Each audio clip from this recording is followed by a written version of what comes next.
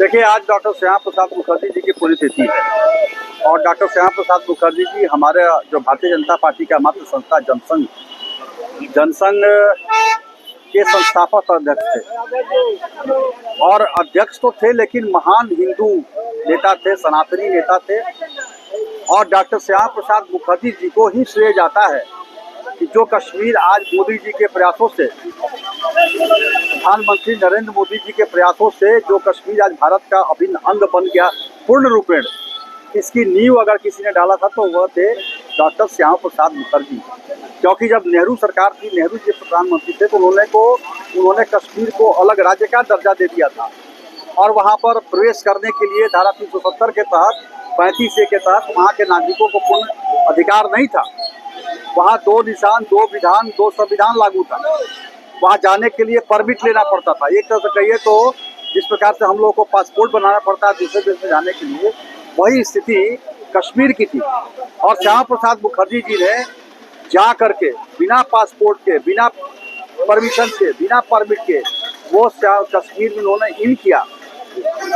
Inter किया। उनके साथ उस समय भारत रत्न स्वर्गीय अटल बिहारी वाजपेयी जी थे और उन्होंने वाजपेयी जी को लौटा कर कहा, बोला कि जाओ भारतवासियों को बताओ कि मैं बिना परमिट के कश्मीर में प्रवेश कर चुका हूं। और वहां पर इनको गिरफ्तार किया गया और जेल में उनकी हत्या कर दी।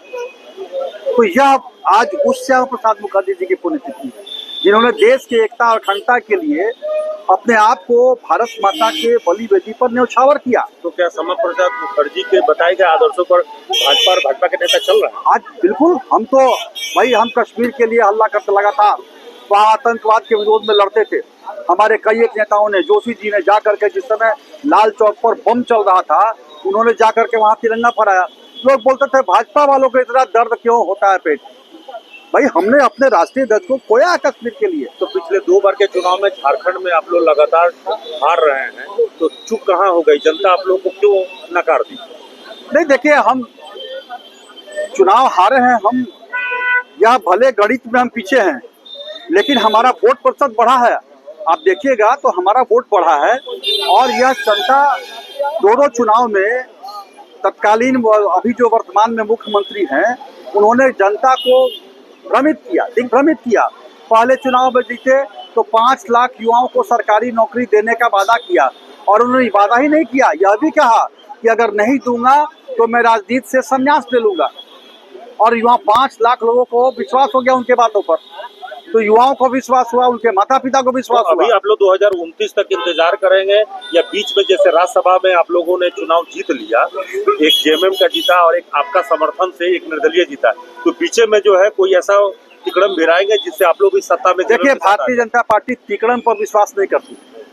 कभी भी हम तिकड़म से सत्ता में नहीं आते।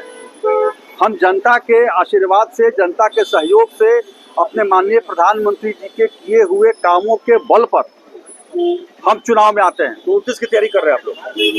तैयारी क्या, हम तो भारतीय जनता पार्टी के कार्यकर्ता हमेशा तैयार रहते हैं। आप कल बोले चुनाव का, कल तैयार है, कोई तैयारी का क्या हो सकता है? बंगाल जैसा झारखंड में होगा परिणाम? बिल्कुल, इस बार झारखंड में आप चिंता मत कीजिए, भारतीय जनता पार्टी एनडीए गठबंधन की सरकार अवश्य बनने जा रही है।